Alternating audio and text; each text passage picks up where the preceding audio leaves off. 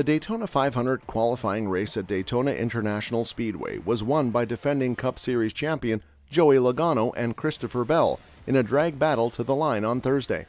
Over the final kilometers, Bell, driving a Toyota, followed along in fifth place as Logano headed a four-car Ford draft.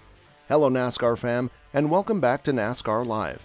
But before we begin, subscribe to our channel and hit the like button, and let's begin. On the last lap, the group split off in an effort to take the victory.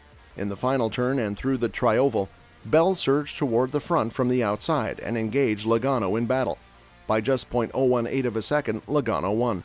Logano told Fox Sports, "Oh man, just a great job by the Shell Pennzoil team. The execution of this race is everything, right? Because you know most likely there won't be a caution, so you got to do a good job on pit road, cycle yourself to the front. But then I'm sitting there as a leader, and I'm like, man, I am a sitting duck. This is not where you want to be.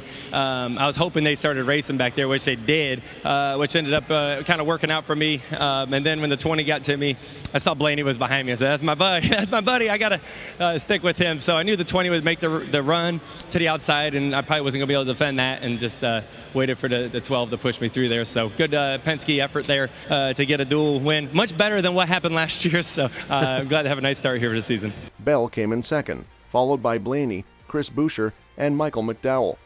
In the end, Bell stated that he was thrilled with second to gain 9 points. Ultimately, thrilled with second to get 9 points, and speedway racing has been a really big struggle for us, and it's been a focus to try and execute a little bit better. So proud of all of our partners at Ream and DeWalt to get them a good showing early on in the season at one of my weaker racetracks. So hopefully we can build on this and maybe finish my first Daytona 500. Jimmy Johnson, a 7-time Cup winner, came in 14th and did not compete in the top group. On speed, he qualified for the 500 on Wednesday night, and he was glad to defend his car in the qualifying race on Thursday. Similar to this, pole winner Alex Bowman, who was guaranteed to start first on Sunday, did not lead the race and came in 17th. The 2022 Craftsman Truck Series champion Zane Smith came in 7th and made the 500-mile field. Chandler Smith, Ty Gibbs, and Ricky Stenhouse Jr. had their chances of winning reduced due to pit road speeding violations. Smith, who came in 18th, was not included in the 500-person field. The first of the season's antidotes arrives this coming weekend as America begins to consider what it will do during those lengthy months without football. This process begins right after the Super Bowl. Sunday at 2:30 p.m. ET on Fox and the Fox Sports app, the yearly spectacular known as the Daytona 500 will be broadcast to our televisions. This event is unlike any other and has a sense of unmatched exclusivity. There isn't anything quite like it, as long as you've been. It's time to either put it on your sport bucket list if you don't already have one, or if you do, get organized enough to check it off if you already have one. No other event combines the present and the past in such a fascinating way. Modern technology lies at the very heart of any speed-based discipline's competitive essence by nature. Yet Daytona is much more about tradition and timeless values, which is the main factor behind the 500's 9th consecutive year of selling out. In a report this week, 2007 Daytona 500 champion Kevin Harvick said, "Well, there's still nothing like coming to the green flag of the Daytona 500, and you know the reason is hard to explain unless you've done it. But there's no other race like the Daytona 500, and I think for me, really realizing that is when I won the Daytona 500 in 2007, and you start looking at the names on that trophy, and you go back and you start looking at the history of our sport was really a lot of it's made in Daytona, and whether it's from the beach or the big track, it's the who's who of NASCAR racing. And so yeah, I mean the Daytona 500 is the biggest race that you'll ever be a part of, and winning it is the biggest race you'll ever win. So it's definitely the heart of NASCAR and what we do. Although Kyle Busch has almost won every race on the circuit and is a 2-time series champion, he has failed to win this event in 17 attempts. After missing by just .11 seconds 7 years ago, Martin Truex Jr., the 2017 series winner, has now 18 failed attempts. Brad Keselowski is 0 for 13 and came close to winning in 2021 before being stopped by his teammate Joey Logano on the last lap. Busch told reporters, "It's just not occurred yet for me. It's the Super Bowl of our sport, and winning it is difficult. For some guys, this is the only race they ever win. For other guys, they have won it twice or 3 times. The sole victory at the highest level for the 2 most recent champions, Austin Cindric and Michael McDowell, came at Daytona. One of the appeals of the race is its unpredictability. Here, Richard Petty was victorious 7 times, but good luck predicting the result lately. Anything can happen in a race where everyone is driven to win, and anything frequently does. Even though NASCAR fans get stirred up and upset on behalf of their favorite like no other sport, for the audience, the week is about more than just the drivers. The big attraction here is the motor racing, but there are many other activities as well. This is a festival where attendees and diehards alike may be found dining, drinking, camping, and partying side by side. In addition to building on a hugely successful preseason demonstration at the Los Angeles Memorial Coliseum, NASCAR is getting ready for a street race in Chicago. These are exciting things for the sport. Though it has been 25 years since Dale Earnhardt won the Daytona 500, the sport and this event will continue to largely rely on the nostalgic, feel-good recollections of that moment. Although undergoing important change, NASCAR must remember that familiarity is a factor in why fans return. Next-gen cars, customs from the past. They go there because of how it makes them feel and what it makes them think of. And because seeing daring drivers maneuver vicious automobiles at absurd speeds is pure immediate excitement, regardless of who your favorite is and why you selected them. What you need to know ahead of the 2023 NASCAR Cup Series season. Kyle Busch changes teams. The most famous person to switch clubs this offseason was Kyle Busch. Busch won 56 Cup Series races and 2 championships during his 15-year tenure with Joe Gibbs Racing, which included 56 seasons. Nevertheless, his reign came to an end because longtime sponsor M&M Mars announced it was terminating its sponsorship of his car, and JGR made the decision to reduce expenses. Busch is currently driving for Richard Childress Racing in the number 8 instead of the number 18. While Busch only had 1 victory last year, Tyler Reddick won 3 times in the number 8 car in 2022. Reddick is now driving the number 45 car for 23XI Racing. Kurt Busch is replaced by Reddick after Busch had to withdraw from the race due to a concussion.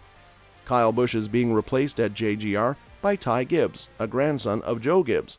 The 20-year-old Ty Gibbs won the 2022 Xfinity Series Championship and has 11 victories in 51 career Xfinity Series appearances. Furthermore, moving up from the Xfinity Series, Noah Gragson will be the number 42 driver for the newly renamed Richard Petty Motorsports. Ty Dillon, who finished 29th in the 2022 standings, is replaced at Legacy Motor Club by Gragson. Only one other driver, Corey LaJoie, who competed in every race the previous season, finished ahead of Dillon, and the two are now teammates. In 2023, Dillon and LaJoie will be the 2 full-time drivers for Spire Motorsports. Also, Ryan Preece replaced Cole Custer in the number 41 car at Stewart-Haas Racing. Preece is taking advantage of the fact that Custer will be competing in the Xfinity Series full-time starting in 2023 by riding in the Cup Series for the 2nd time. Kevin Harvick's last season. In January, Kevin Harvick made the announcement that the 2023 Cup Series season would be his last in NASCAR. In 2024, he will go to the Fox Sports booth to work as a commentator for the Cup Series events broadcast on the channel. If Harvick continues to be the direct and opinionated speaker that he is in the booth, he will bring much-needed candor and realism to a Fox booth that far too frequently falls victim to hyperbole and acts as an extension of NASCAR PR. Yet, in a year, you should be concerned about it. It wouldn't be shocking to see Harvick in the middle of title contention at the conclusion of 2023, since he wants to retire as a 2-time Cup Series champion. Even though Harvick had a poor season in 2022 and placed 15th in the standings, he still managed to win 2 races, and his first round of the playoffs was disastrous due to an odd fire that broke out in the first postseason event. Although we're reasonably convinced that Harvick will win 1 or 2 races over the course of the season once more, he isn't one of the betting favorites to win the 2023 championship. Harvick will be included into the NASCAR Hall of Fame as soon as he is eligible with 60 victories in 790 career starts and the 2014 Cup Series championship. The return of Jimmy Johnson, sort of. Jimmy Johnson, a 7-time Cup Series winner, will compete in fewer than 10 races in 2023 and is now a co-owner of Legacy Motor Club. One of those events is the Daytona 500. and Johnson qualified for the race on Wednesday thanks to a quick enough qualifying run. Johnson, 47, stopped competing in NASCAR on a regular basis after the 2020 season and has dabbled in the IndyCar series for the past 2 years. Johnson struggled in IndyCar, and it has been since June 2017 that he last claimed a Cup Series victory. Measures taken to make the vehicle safer. Kurt Busch sustained a concussion at Pocono over the summer after his car backed into a wall, while pole sitter for the Daytona 500 Alex Bowman also suffered a concussion at Texas after his car backed into a wall. Drivers said frequently throughout the course of the season that this Cup Series car made crashes feel more violent. Bowman and Busch's head injuries, combined with Cody Ware's injury at Texas, prove that they were right. To help the cars take more force from rear impact crashes, NASCAR has modified the rear chassis of the vehicles. But it's important to note that during the Clash exhibition, drivers complained about how harsh the bumps to the back bumper felt, and the slowest speeds are in that race. Chicago Street Race in July. There weren't many adjustments made to the 2023 Cup Series schedule by NASCAR. The biggest one is that on July 2, a brand new street course race will be held in downtown Chicago when NASCAR conducts its first ever street course race. The event, which takes the place of Road America on the program, is a massive experiment. The Exhibition All-Star Race will take place on May 21 in a brand new location that longtime NASCAR fans will recognize. The All-Star Race relocated to the rebuilt North Wilkesboro Speedway after a brief and miserable tenure at Texas Motor Speedway. Funds from the American Rescue Plan, which President Biden signed into law in 2021, gave the .625-mile track a second chance. This season, it will host both the All-Star Race and a truck race with points.